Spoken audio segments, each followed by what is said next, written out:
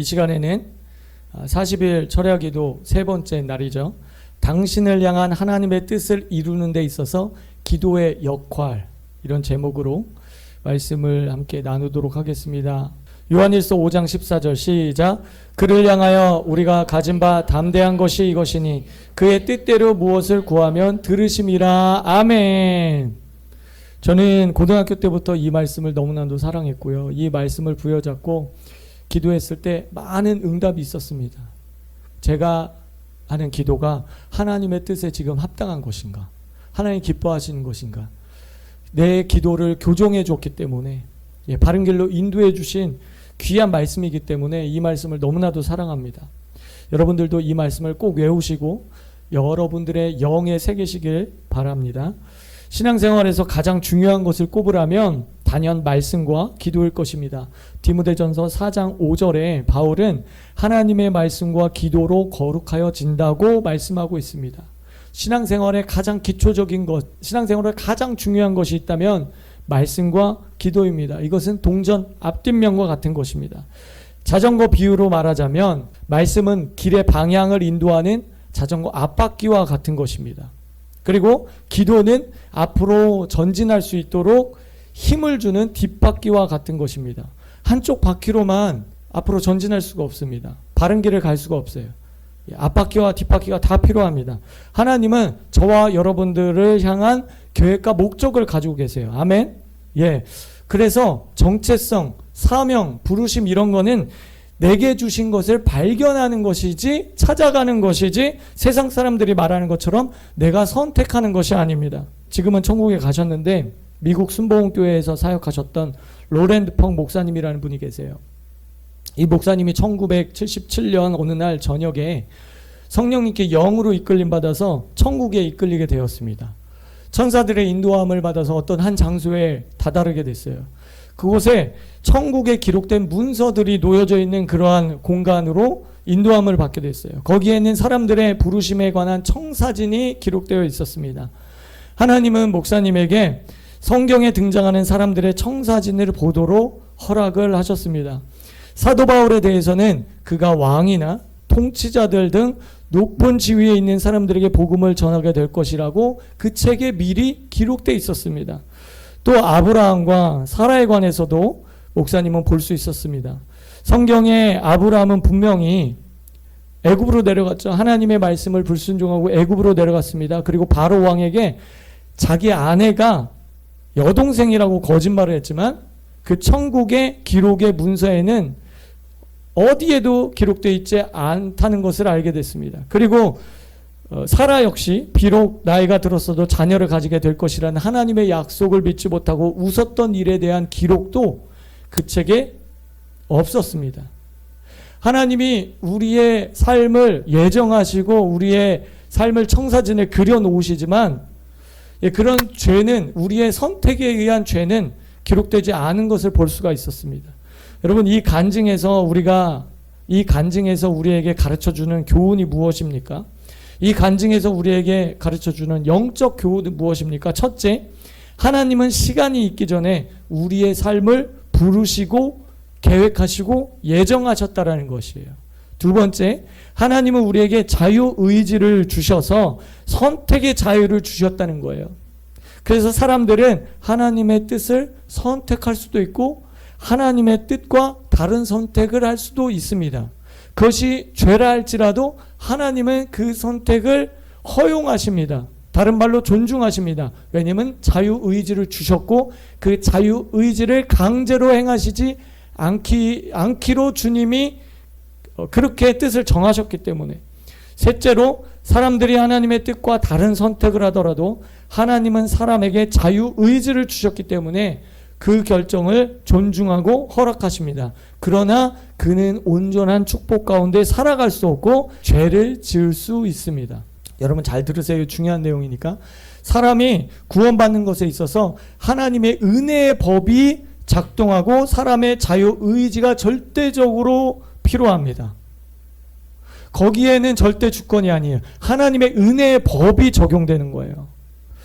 하나님이 구원하시기로 예정하셨다는 것은 나만 예정하신 게 아니라 나도 예정하고 너도 예정하고 우리 모두를 구원받기 위해서 예정하신 거예요.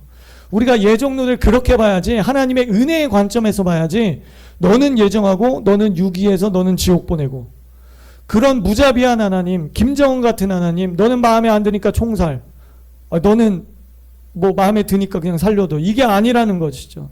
우리가 아무데나 예정론을 갖다 붙이면 안 되는 거예요. 그럼 하나님의 성품을 다 갈기갈기 찢어놓는 거예요. 하나님의 성품에 대해서 잘못 이해하는 겁니다. 성별, 국적, 기질, 달란트, 시대, 그리고 부르심, 이런 것들은 하나님의 절대 주권으로 토기장의 비유처럼 절대적으로 예정하시는 거예요. 성별, 국적, 뭐 시대, 여러분들이 택할 수 있나요? 제가 택할 수 있는 게 아니죠. 그런 것은 절대 주권으로 예정하시는 것입니다. 우리가 택할 수 있는 게 아니에요. 그렇다고 해서 우리의 책임과 의무가 없는가? 우리의 삶 가운데 우리의 책임과 의무는 다 예정론에 그냥 다 밀어 넣어버려야 되는 것인가? 그렇지 않다는 것입니다. 우리는 하나님의 여러 가지 은혜를 받은 선한 청지기로서 같이 서로 봉사하고 하나님의 뜻과 계획을 발견하고 장성한 분량까지 자라나야 할 책임과 의무가 있습니다. 이것이 저와 여러분들의 몫인 거예요. 우리 스스로에게 달린 것입니다. 이 책임과 의무를 다하는 데 있어서 절대적으로 필요한 것이 바로 기도입니다. 그래서 우리의 삶을 하나님의 뜻에 그 초점에 맞출 수 있도록, 우리의 삶을 하나님의 그 방향에 맞출 수 있는, 조율할 수 있는 유일한 길이 바로 기도라는 것입니다. 기도의 거장 E.M. 바운즈 목사님이 이렇게 말씀하셨습니다. 기도가 드려지지 않으면 하나님께서는 일하려고 하지 않으신다. 따라서 기도가 하나님을 일하시게 하지만 동시에 하나님께서는 기도를 일하게 하신다. 하나님께서 기도를 제정해 놓으셨기 때문에, 그리고 기도는 사람들을 필요로 하고 사람들과 동떨어져서는 존재하지 못하기 때문에, 논리적으로 말하면 사람들의 기도는 인간사에서 하나님을 일하시게 하는 유일한 한 가지 힘인 것이다.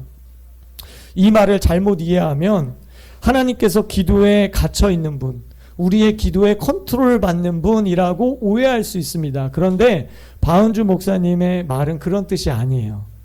성경에 보면 하나님께서 인간사에 어떤 일을 행하실 때 사람의 기도와 연합해서 하나님이 그 뜻을 온전히 이루시는 것을 우리가 볼 수 있습니다. 그것은 하나님 스스로가 그렇게 정해 놓으신 것이기 때문에 하나님이 세우신 그 법칙을 스스로가 깨지 않으세요. 그렇게 하시기로 그분이 결정하신 거예요. 따라서 기도를 부인하는 것은 하나님의 역사하심을 부인하는 것입니다. 왜냐하면 하나님과 기도는 불가 분리의 관계여서 하나님이 스스로 그렇게 만들어 놓으셨어요. 결코 떨어질 수가 없는 것이기 때문에 그렇습니다. 라스베가스에서 목회하고 있는 저드윌 하이트 목사님은 사람들이 기도를 하지 않는 이유에 대해서 이렇게 말했습니다.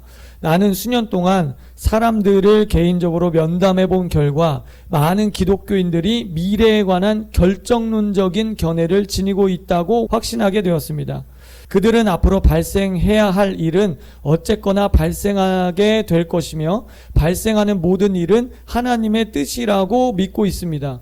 이와 같은 신학을 지닌 자들이 꾸준히 기도 드리지 못하는 것은 지극히 당연한 일입니다.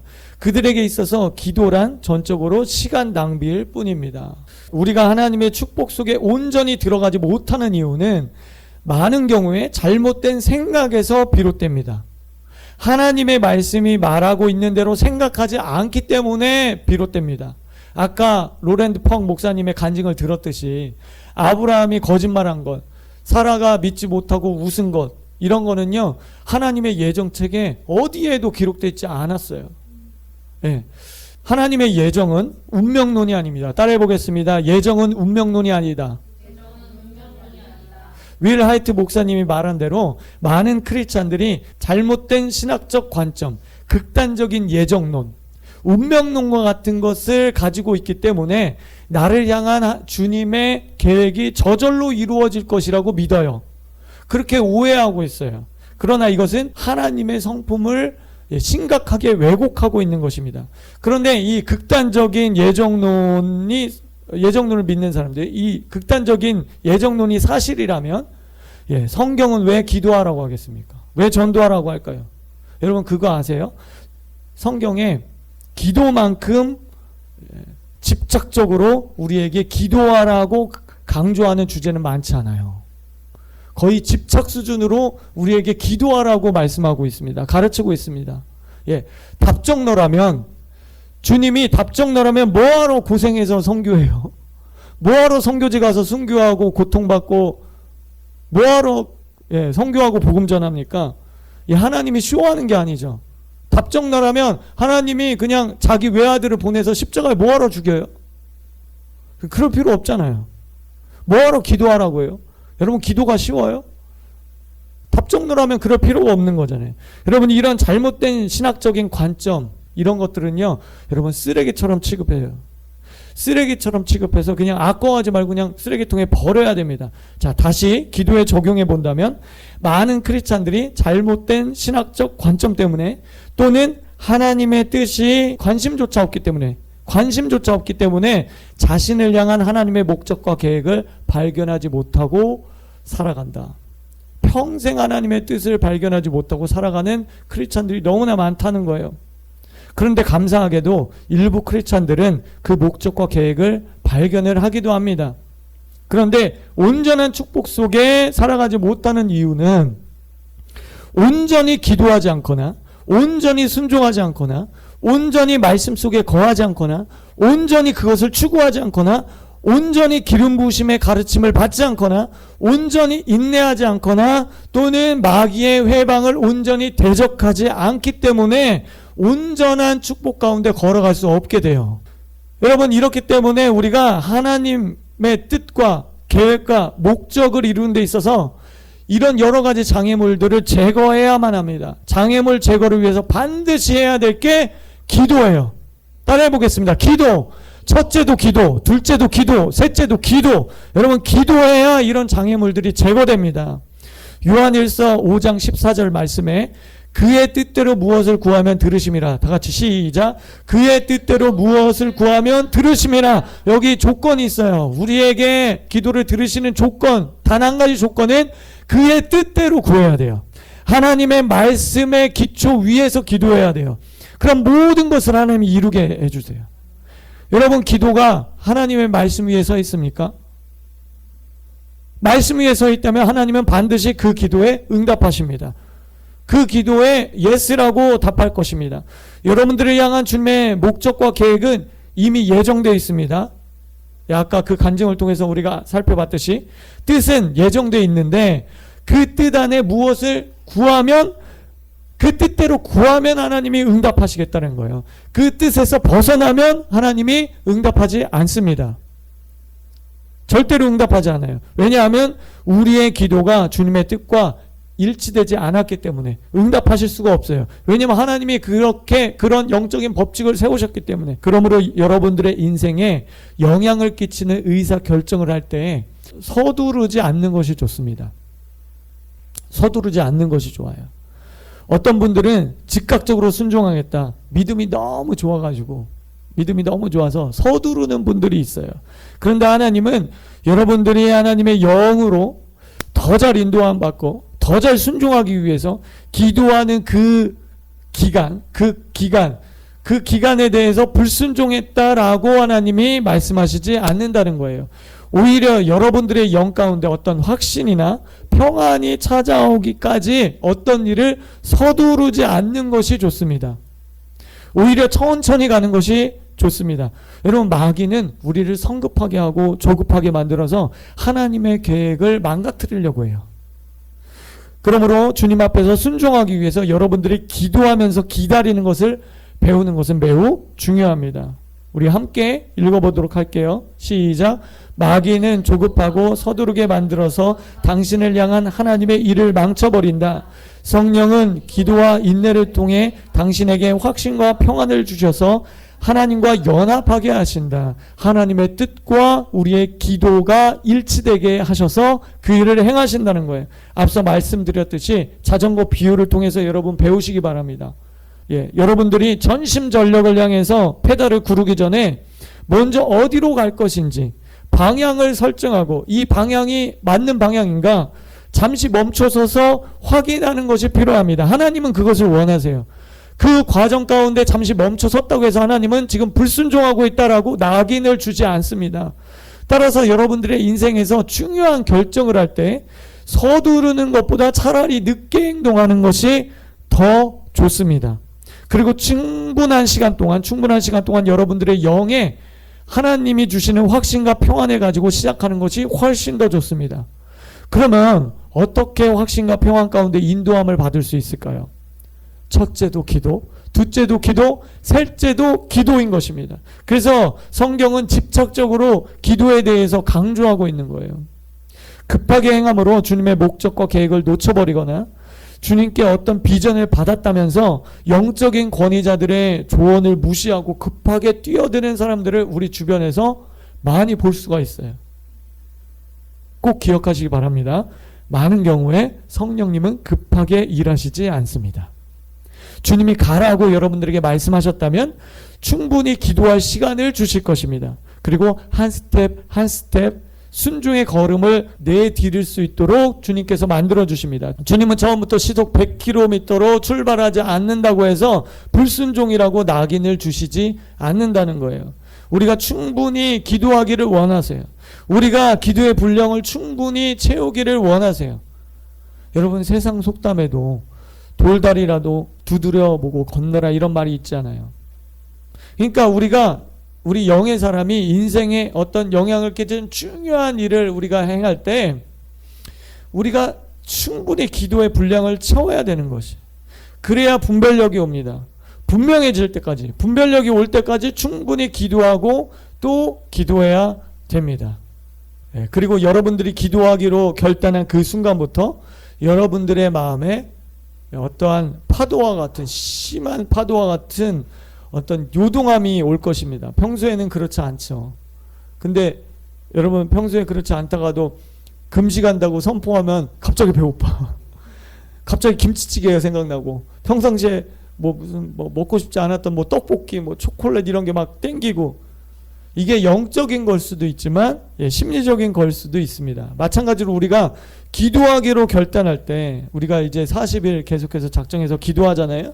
기도하기로 결단할 때 여러분들의 마음에 혼적으로, 육적으로 여러분들의 생각 가운데 어떤 분주함이 올 때가 있어요. 직장에서, 학교에서, 가정에서 갑자기 어떤 일이 발생할 수 있어요.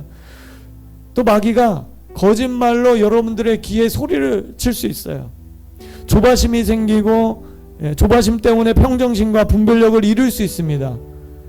그러면 주님이 주시는 확신이나 평안이 오기 전에 성급하게 그 어떤 것을 행할 때가 있어요. 그렇게 되면 어떻게 됩니까? 마귀는 그것을 이용해서 우리를 향한 하나님의 계획의 그 길에서 벗어나도록 충동질하게 됩니다. 그러면 우리는 다시 원점으로 돌아와서 뭐라고 말합니까? 하나님, 왜?